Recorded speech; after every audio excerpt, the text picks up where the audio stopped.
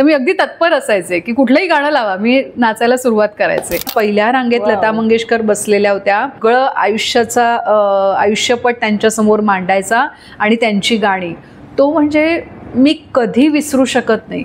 आणि ते नाटक बघायला त्याने मला शिवाजी मंदिरला बोलवलं आणि तिथेच त्याने प्रपोज केलं की शेवट ताजा अभ्यास करायचा, ताजा पेपर सोडवायचा, पण पेपर सोडून झाल्यानंतर तुम्ही त्याचं उत्तर विचारलं तर नाही येणार.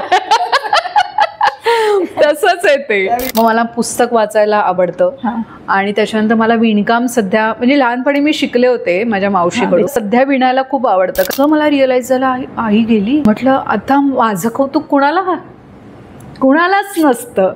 आई मावशी या गेल्यावर अतिशय आपण पोरके होतो आयुष्यभरासाठी.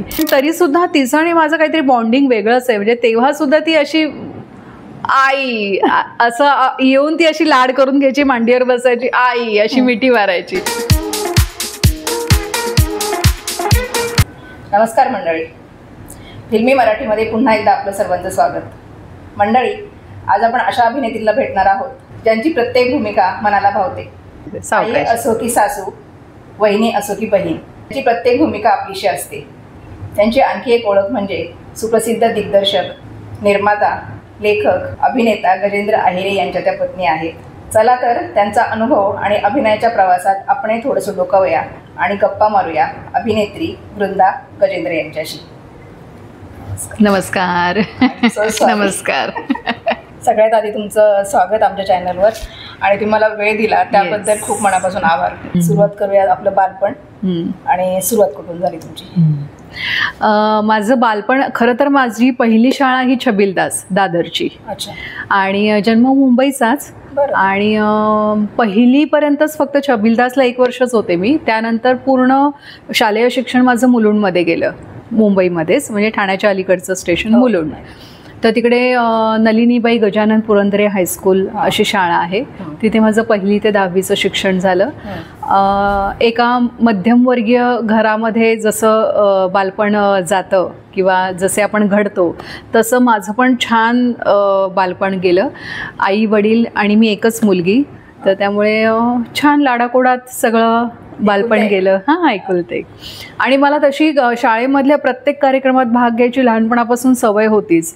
म्हणजे अगदी साधं मला कोणी असं पटकन जसं म्हणतात ना, पाहुणे कोणी आले की हे करून दाखव ग, हे करून दाखव ग, तर मी अगदी तत्पर असायचे की कुठलंही गाणं लावा, मी नाचायला सुरुवात करायचे. तर तसं लहानपणापासून कलेची आणि हे थोडंसं मला ॲक्टिंग विक्टिंगची आवड होतीच. 10वी झाल्यानंतर माझ्या घरून की आता 2 महिने सुट्टी असेल तर काय करायचं, तर नुसतंच घरात बसायचं किंवा काय मजा करायची, खेळायचं असं नाही करायचं.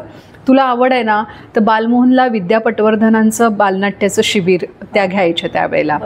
तर मला घरातून 2 महिने विद्याताईंकडे पाठवलं गेलं. तर ते जे अनुभव होता नाट्यशिबिरेचा, तो मला खूप महत्त्वाचा वाटला. आणि तेव्हा विद्याताईंना मी विचारलं की विद्याताई, मला ह्याच्यातच करिअर करायचं आहे, तर मी पुढे काय करायला हवं, कुठे ॲडमिशन घ्यायला हवं. तर तुला अगदी नाटक आणि हे सगळं करायचं असेल तर आयदर रुईया नाही तर रुपारेल.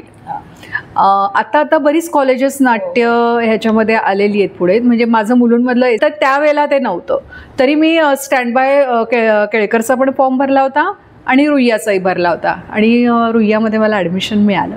तर त्यामुळे कॉलेजमध्ये गेल्यावर सुद्धा पहिली एकांकिका गजेंद्रने लिहिली होती आणि संजय नार्वेकरने डिरेक्ट केली होती. तर त्या एकांकिकेमध्ये सुद्धा मला सर्वोत्कृष्ट अभिनेत्रीचं पारितोषिक मिळालं आणि तिथून सुरू झालं. पण नाही, 10वीत असतानाच, म्हणजे शाळेत असतानाच मला क्लिअरिटी होती की हे सोडून दुसरं मी काही नाही करू शकणार.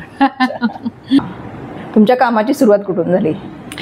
कामाची सुरुवात खरं तर मला माझा मुलगा 1.5 वर्षाचा झाला, त्याच्या आधी कॉलेज नुकतंच झालेलं होतं. तर त्यामुळे गजेंद्रला म्हटलं आता मला काहीतरी काम सुरू करायचं आहे, मी म्हणजे असं घरात नाही राहू शकत. मग गजेंद्र म्हणाला काय करशील? म्हटलं एक काम कर, कारण गजेंद्रने नीना राऊत मुंबई दूरदर्शनच्या होत्या, त्यांच्याकडे पालवी नावाचा कार्यक्रम असायचा पूर्वी. तर पालवीसाठी खूप काम केलं होतं गजेंद्रने, तर तू नीनाताईंना जाऊन भेट. आणि असं म्हणून मी मुंबई दूरदर्शन वरळीला गेले मी नीनाताईंना भेटायला. आणि त्याच दिवशी नेमकं स्ट्राईक होता दूरदर्शनचा.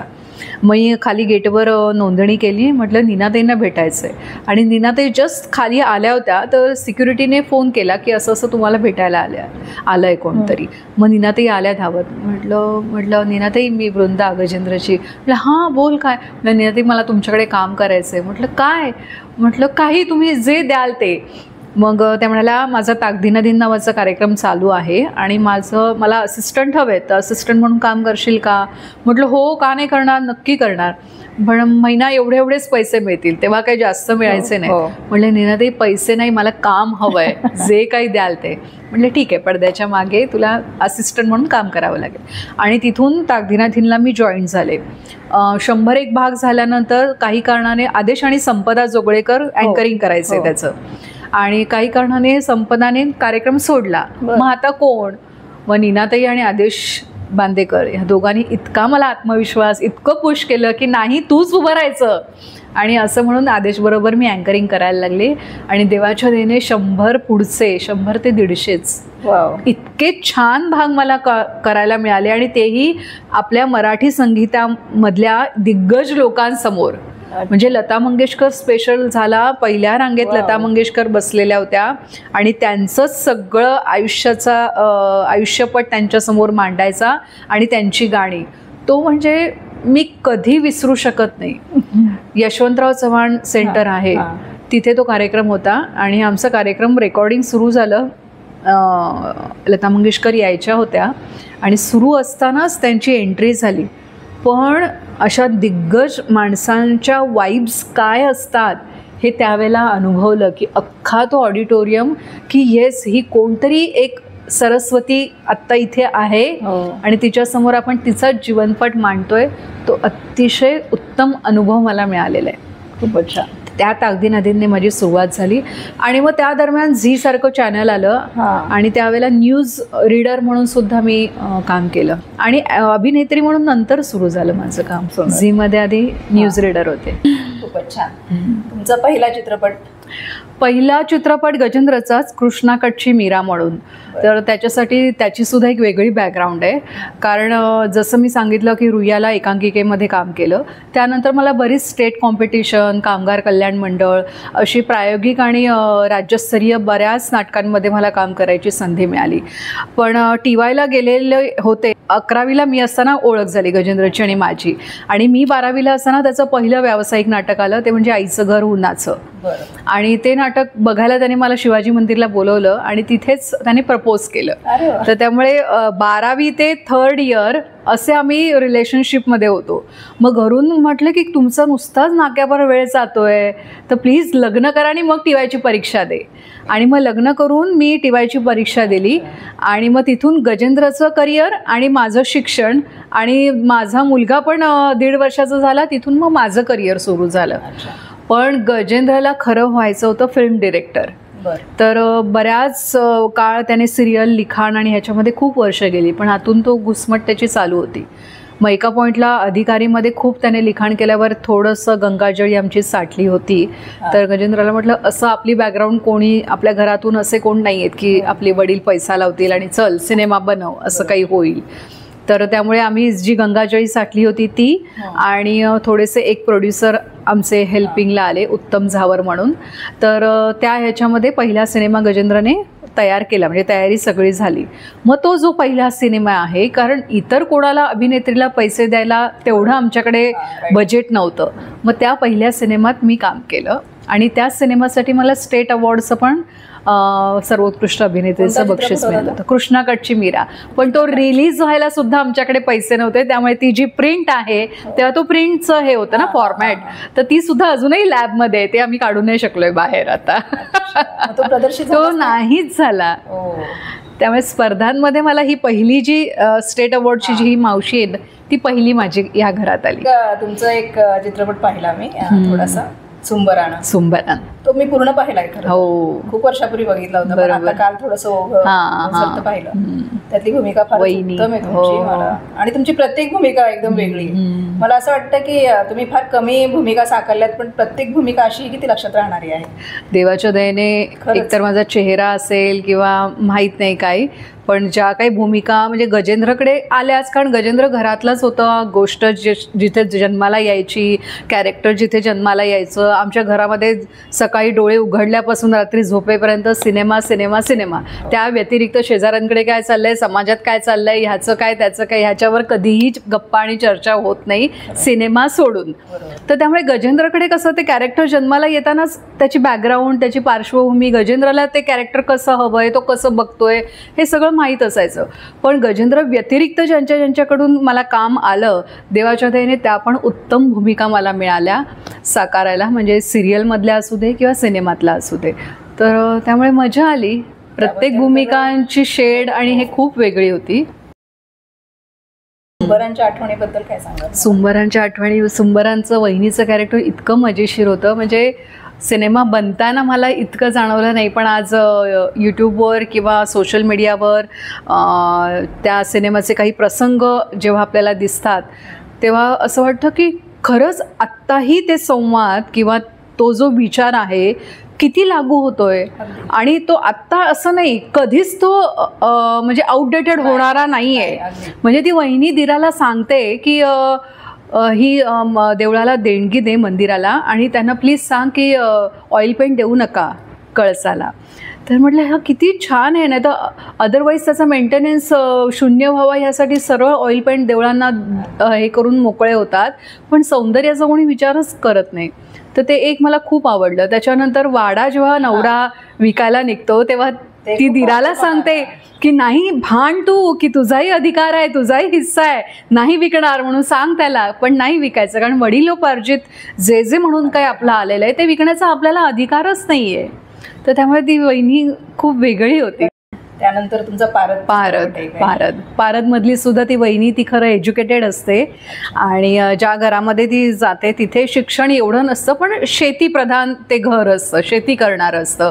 पण कधी ती तो नवऱ्याला पण ती तो कॉम्प्लेक्स देत नाही की तुझ्यापेक्षा मी 4 पुस्तकं जास्त शिकली आहे. पण जेव्हा तिची नणंद चुकीच्या मार्गाला जाताना दिसते तेव्हा ती वहिनी तिला सावध करते की अगं नुसतं हे करून नाही होत, शिक्षण पण हवं, थोडा विचार पण हवा, स्वतःचं काहीतरी मत हवं, इतकं सरेंडर करून स्वतःला नाही चालत. एवढी ती छान वहिनीचं कॅरेक्टर होतं. किंवा धीर जेव्हा कळतं की पॉलिटिक्स आणि राजकारणात असं खेचला जातो तेव्हा पण तिची चिडचिड होते, पण ती चिडचिड धीराला वाटतं की ही अशी थोडीशी माझ्या वाईटावर टपलेली आहे, पण तसं नसतं, ती चांगुलपणासाठी त्याला ओरडत असते, सांगत असते. तर ती पण एक वेगळी छान शेड होती. आणि त्यानंतर तुम्ही एक तुम्हाला बघितलं मी मालिकेमध्ये पुण्या राजाची तू राणी, त्यामध्ये तुम्ही सासूचीही भूमिका साकारली, आईची साकारली, बहिणीची साकारली, आणि त्या प्रत्येक भूमिकेत तुम्ही फार सुंदर आणि खूप छान काम केलेलं आहे. आणि नवोदित कलाकारांबरोबर काम करताना त्यावेळेस कसं वाटलं? खूप छान. कारण तुम्हाला सांगू, मी माझा मुलगा जेव्हा टीनेजरमध्ये गेला तेव्हा मी ठरवून 10 वर्षाचा गॅप घेतला, कारण तो पण एकुलता एक असल्यामुळे घरात तसं लक्ष ठेवणारं कोणी नव्हतं. मी गजेंद्रला म्हटलं मी आता हा जोपर्यंत सेटल होत नाही, म्हणजे या शिक्षणातून किंवा तो एक असा पॅच असतो की त्या ह्याच्यात तुम्ही मुलांकडे लक्ष नाही दिलं ना तर थोडंसं नुकसान होऊ शकतं, आणि मग ते नुकसान भरून निघणारं नसतं. ते थोडं वाईट संगतीला म्हणा किंवा शिक्षणाकडे दुर्लक्ष झालं, करिअरकडे दुर्लक्ष झालं, किंवा त्या जडणघडणीमध्ये आपण त्याच्याशी संवाद साधायला नसलो तर मग थोडं कठीण होऊन बसतं. पण जेव्हा तो आता मला कळलं की हा आता व्यवस्थित त्याला चांगलं आणि वाईट कळायला लागलं आहे आणि 10 वर्षांनी आता काम सुरू करूया, तर जेव्हा ते काम सुरू करायला मी गेले आणि पहिलं काम आलं, पहिलं काम मला बॉस माझी लाडाची म्हणून, ती पहिली सिरियल 10 वर्षानंतरची. तर त्या ह्याच्यामध्ये मला जाणवलं की 10 वर्षात खूप बदललं आहे. इंडस्ट्रीमधले विचार, कामाची पद्धत, येणारं नवीन जनरेशन त्याकडे कसं बघतं, आपण खूप प्रेम, माझं काम, म्हणजे काही कॉम्प्रोमाइज करायला काम, म्हणजे चला हे नसेल किंवा ते नसेल सेटवर, तर आपण चल ठीक आहे ना, चला काम महत्त्वाचं, म्हणजे खाण्यापिण्याचे आपले तेवढे लाड नसायचे की चला एक युनिट म्हणून आपण, एक घरगुती वातावरण म्हणून आपण काम करायचं. पण आता तसं राहिलं नाही आहे, सगळं प्रोफेशनल झालं आहे. तर तो एक फरक जाणवला. पण या नवीन जनरेशनकडून खूप शिकता पण येत आहे. त्यांचा अप्रोच, त्यांचं कामाकडे बघण्याचा दृष्टिकोन. कारण आपण खूप लाईटली म्हणण्यापेक्षा आपण देवासमान, आपलं काम म्हणजे देव, आपलं काम म्हणजे आपलं प्रेम, असं सर्वस्व. मग तिथे आपण आर्थिक बाजू बघत नाहीत. 2 पैसे कमी मिळाले तरी चालतात, पण हे जनरेशन अगदी बॅलन्स करतं. म्हणजे काम पण माझं उत्तम व्हायला हवं आणि त्याचं मानधन पण मला चोख मिळायला हवं. तर हे सुद्धा मी शिकले. आणि शिवाय म्हणजे काळ बदलतो तसं तुमचं मेकअप टेक्निक हे सुद्धा बदलतं. तर ते नवीन आपल्याला स्वीकारता आला पाहिजे हा बदल. तर ते हळूहळू होतं या नवीन जनरेशन बरोबर. सिरियल हा प्रकार असा आहे ना की आपण बघा, जी वर्षभर अभ्यास करणारी मुलं असतात ना ती करत राहतात. म्हणजे चाचणी परीक्षा सुद्धा ते उत्तम अभ्यास करून पाठ करतात. पण काही मुलं अशी असतात की शेवट ताजा अभ्यास करायचा, ताजा पेपर सोडवायचा. पण पेपर सोडून झाल्यानंतर तुम्ही त्याचं उत्तर विचारलं तर नाही येणार. तसंच आहे ते. विद्यार्थ्यांपैकी तुम्ही का? हो, म्हणजे माझी स्मरणशक्ती, मला स्क्रिप्ट आलं ना की ताई मी काय करते, अच्छा हे हे हे हे संवाद माझं मी पाठ नाही करत, ही स्मृती आपण जे बघतो ना तिथून माझं लक्ष राहतं की या पहिल्या रांगेत हे हे शब्द आहे, हे हे वाक्य आहे, आणि तसं मी ते लक्षात ठेवते. तोंडपाठ माझं कधी नसतं. पण एखाद्याचा तुमचं स्क्रिप्ट असेल आणि त्याचा टायपिंगचा फॉर्मॅट वेगळा असेल तर मी लगेच सांगते सेटवर, हे वेगळं स्क्रिप्ट आहे, हे नका, माझी कॉपी द्या. कारण माझी मेमरी तशी मला पाठ झालेली असते. तर त्यामुळे शब्दरचना काय आहे, त्या एका रांगेत ओळीमध्ये किती शब्द आहेत, तसं ते मला पाठ झालेलं असतं. तो सीन झाल्यावर तुम्ही मला विचारलं की आता बोल, नाही लक्षात नाही. वृंदाताई, गजेंद्र सरांबरोबर काम करताना दिग्दर्शक म्हणून ते कसे असतात? स्ट्रिक्ट आहे तसा दिग्दर्शक म्हणून. आणि जरी मी त्याची पत्नी असली तरी सेटवर ते नातं त्याला आवडत नाही. राईट. जर मी कलाकार असेल तर तेवढंच प्रोफेशनली ते काम केलं गेलं पाहिजे ही त्याची अपेक्षा असते. आणि ती त्याने कधी बोलून दाखवली नाही, पण इतरांबरोबरचा त्याचा अप्रोच बघता मीच ते डिस्टन्स मेंटेन करते सेटवर. कारण एकदाच फक्त झाले मोकळे आकाशच्या वेळेला काहीतरी माझ्याकडून चूक झाली आणि तो म्हणजे इतर कलाकारांना जसं ओरडला असता ते चुकल्यामुळे, पूर्वी खूप ओरडायचा, आता तसं ओरडत नाही तो. तर तेव्हा असाच ओरडला मला आणि मी इतकी हर्ट झाले होते. म्हटलं इतरांना ठीक आहे पण मला का एवढं ओरडलं, मी बायको आहे ना, नाही म्हटलं तरी. आणि मग तेव्हा खूप लागलं होतं माझ्या मनाला. आणि नंतर मला कळलं की का म्हणून माझं चुकलं ना, आणि चूक झाली तर त्याचा अधिकार आहे, कारण तो दिग्दर्शक आहे आणि मी एक अभिनेत्री आहे, आत्ता ह्या सेटवर एक कलाकार आहे. आणि जर माझ्याकडून सारखं मगाशी मी म्हटलं ना हे फंबल माझ्याकडून पण व्हायचे, तर तसं होत होतं माझं. एक शब्द अडकला की त्या शब्दावर आपलं अडकतच जातो. हां, तर तसं होत होतं. आणि मग तो खूप चिडला, पाठांतर करायला नको, लक्ष द्यायला नको, असं तसं. मग म्हटलं नाही, माझं चुकलं आहे. तर त्यामुळे, आणि हे आता कायम लक्षात ठेवायचं की आपण एक कलाकार म्हणून आपलं काम चोख कसं होईल यासाठी पूर्वतयारी आपली असली पाहिजे. तिथे आपण कमी असता कामा नये. मी पण लक्षात ठेवलं. सर्वत्र आपण स्त्री पुरुष समानतेचे नारे पाहतो, ऐकतो. तर चित्रपटसृष्टीमध्ये काय समानता आहे? आहेच आहे. पण मी असं म्हणत नाही की अरे बाबा हिचं शोषण आपण करतोय किंवा काय, असं मला आता सध्या सेटवर, असं माझ्या तरी सेटवर असं नाही आहे. तितकेच सिमिलरली सगळ्या डिपार्टमेंटमध्ये बायका आहेत आणि उत्तम काम करतायत. 12-12, 15-15 तास उभं राहून तिथे काम करतायत, घरं सांभाळतायत छान. वेगवेगळ्या अभिनेत्री आहेत जे कुटुंब घर सांभाळून छान करतायत आणि पुरुषांच्या बरोबरीने काम करतायत. पण समानता म्हणाल तर काही प्रमाणामध्ये थोडा डिफरन्स आहेच, नाही असं नाही. म्हणजे 2.5-3ला जर आपण सुटत असू मड सारख्या ठिकाणाहून, तर पुरुष आपले बाईक किंवा कसंही जाऊ शकतात, एखाद्याला मदत मागून सुद्धा जाऊ शकतात. पण एखादी स्त्री असेल, जर तिचं व्हेइकल स्वतःचं वाहन नसेल तर थोडंसं आपल्याला एक मदत घ्यावी लागते. नाही म्हटलं तरी एखाद्याची गाडी असेल तर आपण सांगावं लागतं की तिथपर्यंत हे कर, सोडा. पण तोच एक फरक आहे, एक सुरक्षिततेच्या दृष्टीने. अगदी. बाकी मला नाही वाटत की काही अजूनही आहे की स्त्री पुरुष डिफरन्स आहे, विविधता आहे, तर नाही. कामाच्या एवढ्याच व्यापामधून स्वतःसाठी वेळ कसा काढते मी. म्हणजे माझं टाईम मॅनेजमेंट आणि वेळेचं नियोजन म्हणतो ना, ते मी उत्तम प्रकारे साधते आत्ता, म्हणजे इतक्या वर्षाच्या ह्याच्यामध्ये. तर त्यामुळे जेव्हा आता जसं मी आता कालपर्यंत शूट करत होते, आजचा दिवस तुमचा आहे. आज अचानक माझ्या स्वयंपाकवालीने सांगितलं की आज मी येऊ शकत नाही की मुलगा आजारी आहे. तर अच्छा, तुम्ही किती वाजता येणार? 11ला. तर 10:30ला मी या किचनमधून बाहेर पडले पाहिजे. मग असं उलटं येते की आता मी स्वयंपाक किती वाजता सुरू केला पाहिजे. मग तसं तसं पटापटा आवरून मी सगळं केलं. ठीक आहे, आता 1 वाजता मी जेवून इथून उठली पाहिजे आणि मला माझा वेळ हवा. मग मला पुस्तक वाचायला आवडतं आणि त्याच्यानंतर मला विणकाम सध्या म्हणजे लहानपणी मी शिकले होते माझ्या मावशीकडून. सध्या विणायला खूप आवडतं कारण एन्झायटी असते ना आपली आतून की रिकाम्या वेळेचं करायचं काय. बरं, मला ही आवड नाही की मैत्रिणींबरोबर गप्पा मारेन किंवा शॉपिंगला जाईन. तर मला तसं नाही. मला स्वतःला थोडंसं कितीही 4 माणसात पण मी उत्तम बोलते, पण बऱ्याचदा मला एकटं राहायला पण खूप आवडतं. खूप की आत्ता मला कोणाशी बोलायचं नाहीये, आत्ता मला कोणाबरोबर राहायचं नाहीये, कोणाचं काही ऐकायचं पण नाहीये. मग अशा वेळेला मी पुस्तक आणि विणकाम करत राहते. रेडिओ असतो माझा, रेडिओ मला भयंकर आवडतो. किचनमध्ये जितकी काम करत असेल तर तो रेडिओ चालू असतो, विविध भारती. विविध भारती, FM नाही, विविध भारती. त्यामुळे बातम्या पण कळतात आणि जुनी गाणी कळतात आणि एक नाही म्हटलं तरी वेगळ्या प्रकारे नॉलेज मिळतं अजूनही आपल्या विविध भारती आणि प्रसार भारती हे जे आपले आकाशवाणीचे कार्यक्रम आहेत त्यांच्यावर.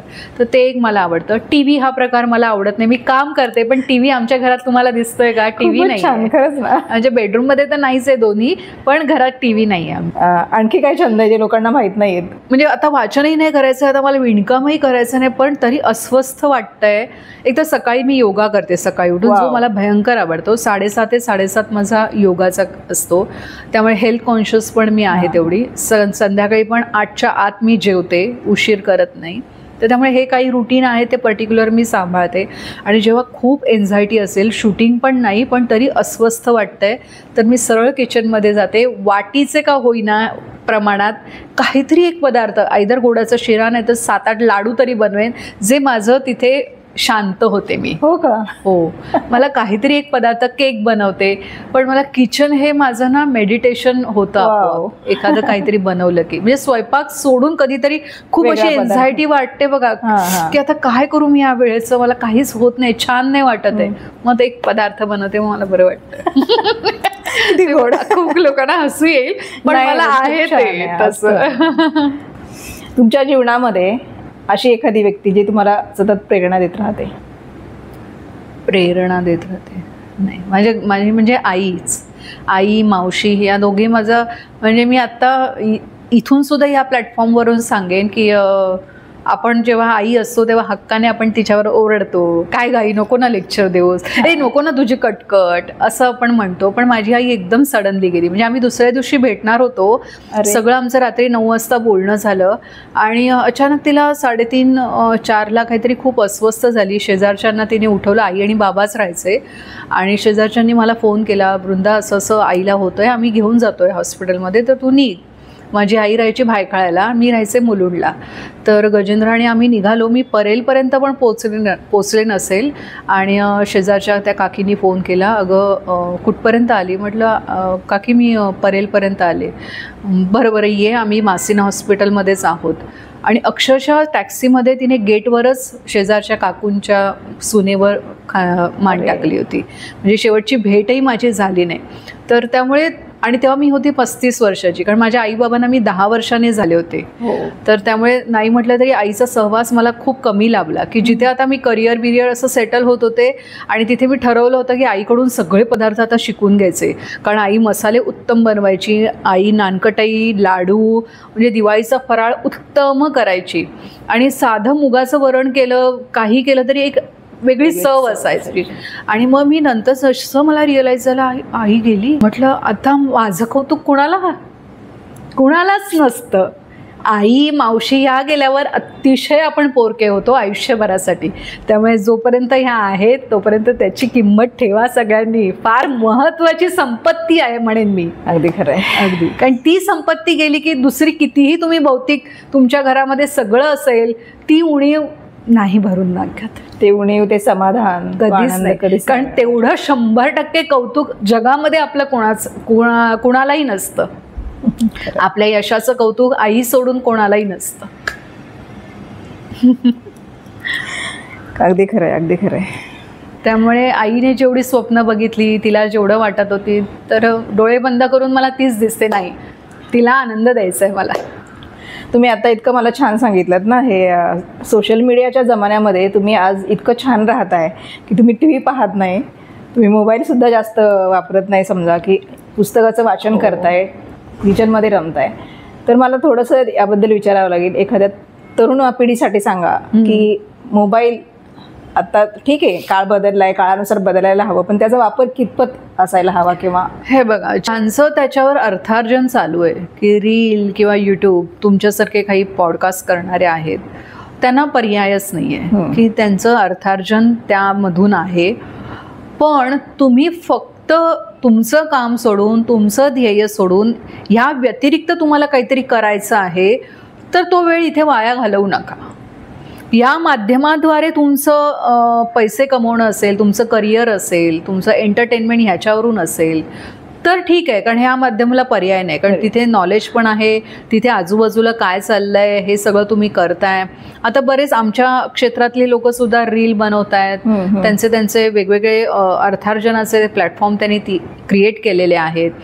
बरं, ते रील नसेल तरी त्यांचं जे काही छोटे मोठे बिझनेस आहेत, छोटे मोठे उद्योग आहेत, त्याच्या पब्लिसिटीसाठी आता आपण कोणावर अवलंबून नाही आहोत. हे एक इतकं स्ट्रॉंग माध्यम झालं आहे की तिथून तुम्ही तुमचं जे काही करता त्याची प्रसिद्धी इथून होते. तर त्यासाठी वापर हा उत्तम आहेच, तर तो केलाच पाहिजे. पण हे सोडून तुमचं काहीतरी वेगळं काम आहे, तुम्हाला काहीतरी वेगळं अचीव करायचं आहे, तर तो वेळ हे बघण्यामध्ये वाया घालवू नका. हे महत्त्वाचं. ते तुमचं जे करायचं आहे त्याला वेळ द्या, त्याच्यासाठीचा तुमचा प्रयत्न चालू राहायला पाहिजे, त्याच्यासाठीचा तो ध्यास प्रत्येक क्षण वापरला गेला पाहिजे, असं आहे. कारण मी रील बघते ते म्हणजे काय की ठीक आहे, चला काय नवीन आर्टिस्ट आहेत, कारण गजेंद्रला बऱ्याचदा मी नावं सुचवते की हे कलाकार खूप चांगले आहेत, हे खूप आहे, पण मी त्याच्या आहारी नाही जात. कारण खूप वेळ मी ह्याच्यामध्ये रमू नाही शकत. कारण मला ते समाधानच मिळत नाही की मी आज काहीतरी बघितलंय, काहीतरी अचीव केलंय, काहीतरी नॉलेज गोळा केलंय. तर नाही, मला पुस्तक आणि त्याच्यामधून माझा आनंद फार लिमिटेड आहे, तर त्यातूनच मला तो मिळाला तर आनंद होतो. खूपच छान. जर एखादी ऐतिहासिक आणि सशक्त स्त्री व्यक्तिरेखा तुम्हाला साकारायची असेल, संधी मिळाली तर कोणती निवडाल? टीवायला असताना ना मला पुस्तक होतं स्मृतिचित्रे. रेव्हरंड टिळक होत्या, त्यांच्या पत्नी, त्यांनीच त्यांचं पूर्ण जीवनपट स्मृतिचित्र ह्याच्यामध्ये लिहिलेलं आहे आणि ते मला टीवायला अभ्यासाला होतं. तर त्या लक्ष्मीबाई टिळकांची भूमिका मला करायला आवडेल, स्मृतिचित्र.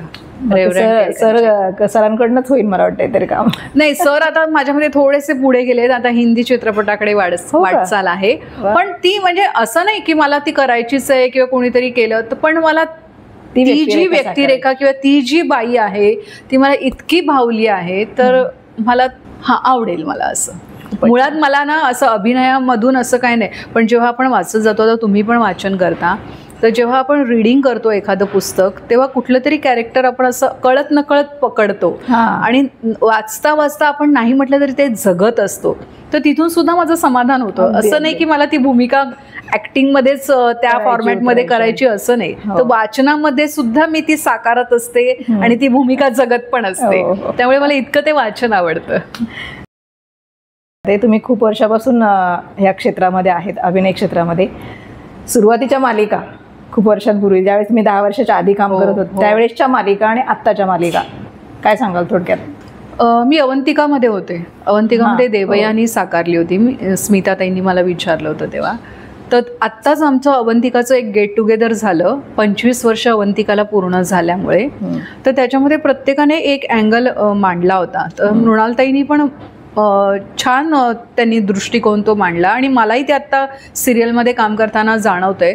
तेव्हा ज्या मालिका असायच्या म्हणजे वादळवाट म्हणा, आभाळ माया म्हणा किंवा अवंतिका म्हणा, आणखीन पण बऱ्याच नावं घेता येतील, पण ह्या अगदी म्हणजे सर्वसामान्य घरामध्ये पण पोचलेल्या मालिका आहेत, अजूनही लक्षात आहेत.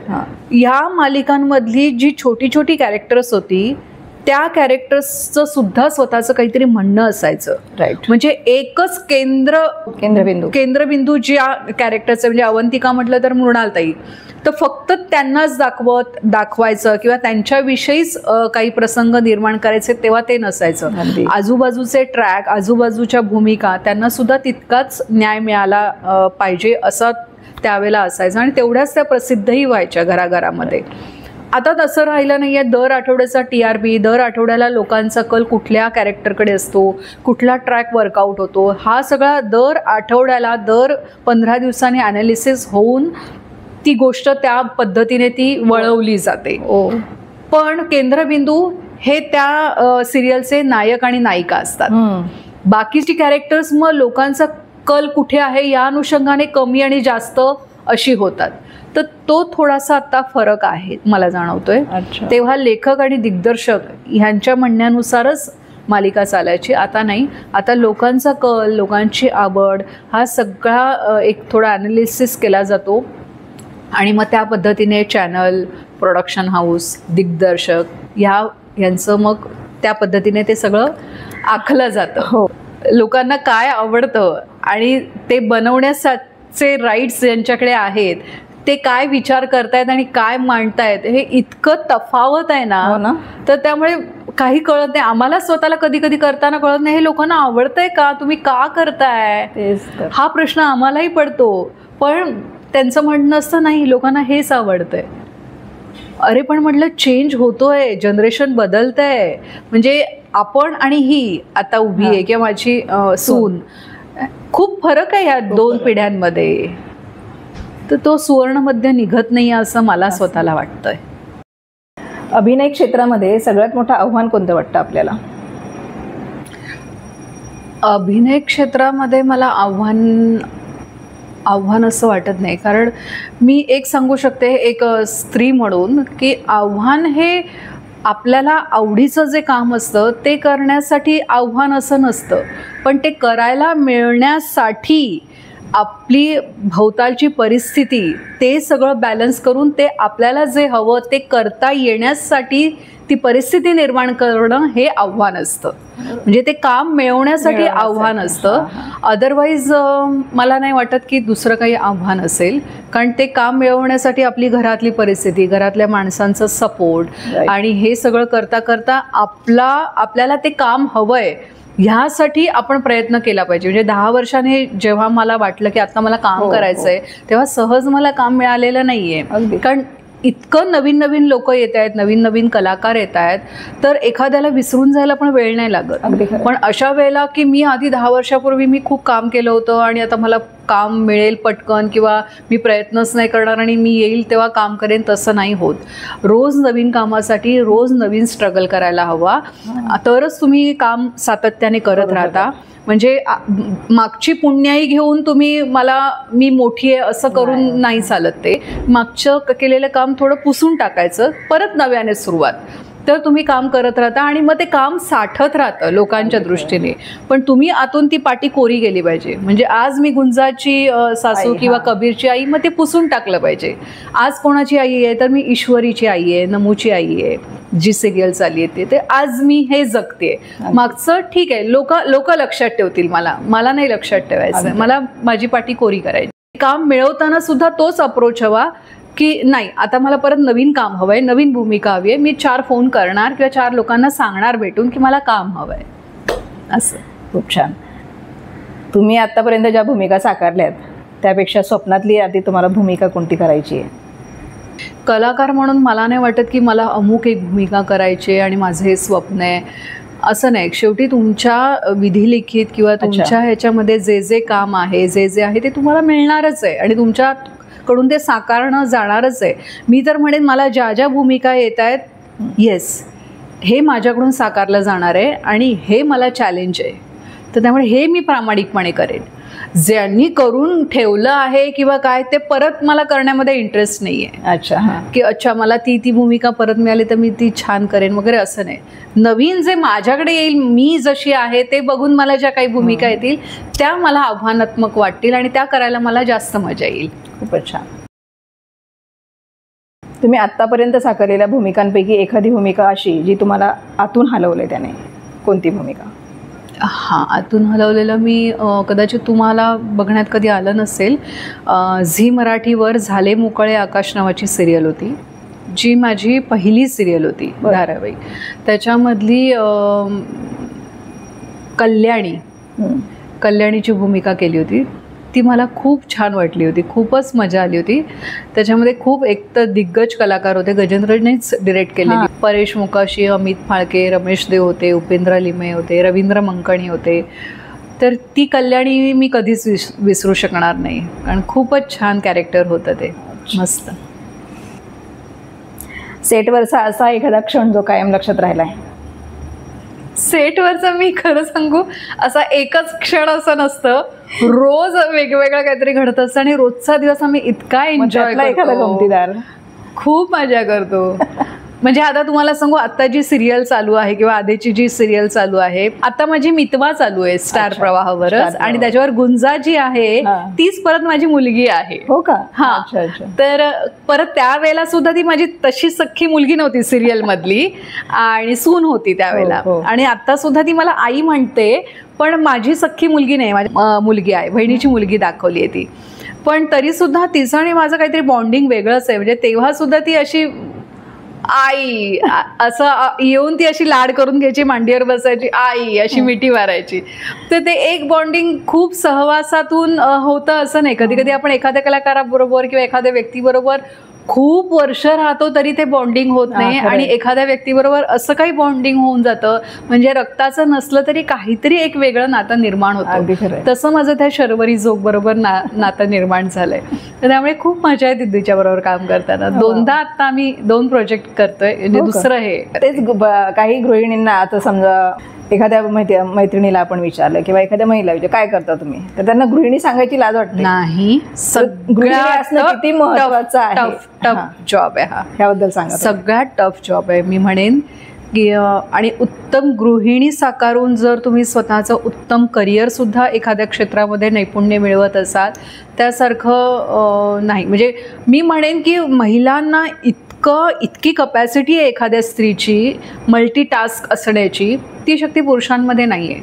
पुरुष त्यांचं करिअर, त्यांचं कामच फोकस्डपणे नीट करतो, पण महिला सगळं म्हणजे स्वयंपाकघरामधलं नियोजन, मुलांचं शिक्षण, मुलांचे संस्कार, सिनियर सिटीझनचं सगळं त्यांचं व्यवस्थित चाललंय ना, भले एकत्र राहू नये, वेगळे राहत असतील तरी सुद्धा लक्ष देणं की त्यांचं सगळं मेडिकल व्यवस्थित येत ना, त्यांच्या येणाऱ्या कामवाल्या वेळेत येता येत ना, ते शिवाय नवऱ्याचं करिअर, नवऱ्याची तब्येत, आणि एवढं सांभाळून आजची स्त्री स्वतःकडे सुद्धा उत्तम लक्ष देते हेल्थनुसार. म्हणजे जे काही वर्षापूर्वी माझी आई वगैरे स्वतःकडे लक्ष नाही द्यायची, खाण्यापिण्याकडे नाही, झोपण्याकडे नाही, असं माझी नुसती आई नाही, माझ्या माम्यांना पण मी बघितलंय, माझ्या मावशीला पण बघितलंय, पण स्वतःची एवढी काळजी नाही घ्यायचे, कुटुंबाचं अगदी उत्तम करायचे. पण आजची स्त्री स्वतःचंही टॉप टू बॉटम, मी छान राहायला हवी, मी छान दिसायला हवी, आणि माझी हेल्थ सुद्धा तितकीच इम्पॉर्टंट आहे. हे सगळं सांभाळून करिअर करणाऱ्या बायका अनेक उदाहरणं माझ्या डोळ्यासमोर आहेत, आणि त्यांनाच मी पण फॉलो करते. गृहिणी सांगताना लाजू नका, असं कमीपणा वाटून, कारण तुमच्यामध्ये ती कुवत आहे, ती कपॅसिटी आहे, फक्त ती बाहेर काढा आणि त्याचा वापर करा. बरोबर. बौद्धिक पण आणि शारीरिक पण तेवढी क्षमता देवाने दिलेली आहे स्त्रीला. सर खूप मोठे डायरेक्टर आहेत, लेखक आहेत, ते घरात पण डायरेक्टर असतात की फक्त सेटवर डायरेक्टर? नाही, तो दिवस रात्र फक्त लेखक आणि दिग्दर्शक म्हणूनच जगतो, आणि त्याला तसंच जगायचं, आणि त्या अटीवर त्याने माझ्याशी लग्न केलेलं आहे. म्हणजे लग्न करताना तो मला म्हणाला होता की वृंदा, तुला जर असं वाटत असेल आज मुलाचा वाढदिवस आहे, आज अमुकचं घरामध्ये लग्न आहे, आजारपण आहे, म्हणून मी वेळ द्यावा, मी वेळ काढावा, तर माझ्याकडून ते तसं होणार नाही. कारण मी कामावर प्रेम करणारा माणूस आहे, काम आधी आणि नंतर माझं कुटुंब. पण नंतर कुटुंब येतं ना, तिथे पण तो वेळ आता नाही देऊ शकत, कारण एवढे आता तुम्ही आता माझ्या घरामध्ये ही बक्षिसं मिळत आहेत किंवा 65-70 सिनेमे व्हायला आलेत त्याचे, तर ते दिवस रात्र तो ध्यास घेतल्याशिवाय नाही होत. अगदी खरं आहे. आणि तो ध्यास घेणाराच तो माणूस आहे. तर त्यामुळे तो आपल्याबरोबर आहे एवढंच मला समाधान आहे. आणि काही नाही, आपण त्या ध्यासाला सपोर्ट करणं हे इम्पॉर्टंट आहे. तक्रार करून नाही चालणार, नाही तर मग हे सगळं नाही अचीव होणार, नाही होत. हे पण सगळ्या महिलांनी लक्षात ठेवायला पाहिजे की नवरा वेळ देत नाही म्हणून भांडू नका. मुलाला सुद्धा त्याने म्हणजे मी एका इंटरव्ह्यूमध्ये हे सतत बोलते की दर महिन्याला जे रुटीन चेकअप असतं कधीही आलेला नाही आहे गजेंद्र. जन्माला म्हणजे मी त्या हॉस्पिटलमध्ये ॲडमिट होणार तेव्हा सुद्धा त्याचे प्रोड्युसर होते मोहन तोंडवळकर, ते म्हणाले होते अरे गजेंद्र, वृंदाला आता ॲडमिट केलं आहे, एका दिवसाने आपण पुढे जाऊया, शूटिंग होऊ दे, ती व्यवस्थित डिलेवरी, बाळ बघ आणि मग जा. नाही, आता आलोय ना आपण, काम आधी 7 दिवसांनी त्यांनी बाळाला बघितलंय असं आहे. तर त्यामुळे मला तक्रारही नाही, कारण जेव्हा मी घरी येऊन हे जे पुरस्कार येतात, तक्रार नाहीये म्हणूनच एवढे पुरस्कार घरामध्ये आहेत. ह्या सगळ्यासमोर माझी काय तक्रार, काय किंमत आहे त्या तक्रारीला. अगदी खरं. मुलासाठी तुम्ही 10 वर्ष वेळ दिलात, हे फार महत्त्वाचं आहे आणि ह्या गोष्टी सगळ्यांनाच कळत नाहीत. मुलांकडे दुर्लक्ष करून महिला करिअरला महत्त्व देतात. मुलांकडे लक्ष देणं किती महत्त्वाचं आहे. नाही, खरंच महत्त्वाचं आहे. जर आजी आजोबा घरात असते, कोणीतरी घरात हवं. जेव्हा मी गॅप घेतला किंवा मी ठरवलं की आता मुलासाठी मला हे थांबवायचं आहे, त्याच्या आधी मी हा डिसिजन घेतला नव्हता. सुरुवातीचे 10 वर्ष मी उत्तम काम केली, कारण तेव्हा माझे आई, माझी मावशी सगळे होते. पण लागोपाठ ही माणसं गेल्यानंतर मला तसा आधार कोणाचा नव्हता की आत्ता माझ्या मुलाकडे लक्ष देणारं माझ्या घरातलं माझ्या हक्काचं माणूस नव्हतं. तेव्हा मग मी हा डिसिजन घेतला. जर आजी आजोबा असतील, आपले आणखीन कोण तुमचे नातेवाईक असतील, तर नक्कीच तुम्ही काम आणि घर दोन्ही करू शकता, पण आपलं हक्काचं माणूस हवं. तुम्ही केअरटेकर किंवा यांच्या जीवावर आपण मुलांना हे करून नाही तितकंच जाऊ शकत. पण मला हे झालं माझं स्वतःचं मत. आता प्रत्येकाचं मत वेगळं असू शकतं, परिस्थिती, आर्थिक परिस्थिती पण वेगळी असू शकते, त्यामुळे कधी कधी नाईलाजाने पण काम करावं लागतं. तो भाग वेगळा आहे. अगदी खरं आहे. एखादा चित्रपट जो तुम्ही दरवेळी बघू शकता?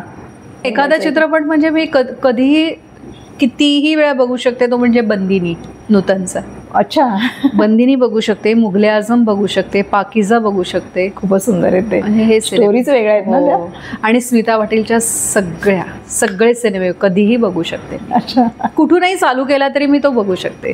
स्मिता पाटील आवडती अभिनेत्री आहे, नूतन आवडती अभिनेत्री आहे. तुमचं आवडतं मराठी गाणं कोणतं? एकाच ह्या जन्मे जणू फिरुणी नवी जन्मे नवी. फार सुंदर आहे. येतं का आता? नाही. एका शब्दात गजेंद्र अहिरे. हुशार, भयंकर हुशार माणूस आणि सगळ्यात महत्त्वाचं लेखक, उत्तम लेखक. उत्तम लेखक. जर अभिनेत्री नसत्या तर? उत्तम गृहिणी. आजही मला ते एन्जॉय करते मी गृहिणी असणं, पण अभिनेत्री नसते तर उत्तम गृहिणी आजही आहे. म्हणजे आहे की नाही माहीत नाही, पण गृहिणी म्हणून सुद्धा मी तितकंच एन्जॉय करते. कोणालाही माहीत नसलेलं तुमचं टॅलेंट? उत्तम स्वयंपाक. मराठी अभिनेता आवडता असेल तर विक्रम गोखले, अदरवाईज आहेत बरेच. अभिनेत्री? अर्थात स्मिता पाटील. पारंपरिक साडी की वेस्टर्न लुक? प्राधान्य देईन साडी. ना? वेस्टर्न पण मला आवडतं, पण अगदी खूप आवडीचं म्हणजे साडी. वृंदाताई, खूप छान गप्पा झाल्यात आपल्या. खूप मनमोकळ्या गप्पा मारल्यात. खरंच खूप छान वाटलं तुमच्याशी बोलून. छान वाटलं. मंडळी, वृंदाताई बरोबरच्या गप्पा तुम्हाला कशा वाटल्या नक्कीच सांगा, कमेंटमध्ये लिहा. पुन्हा भेटूया दुसऱ्या कलाकारासोबत. धन्यवाद.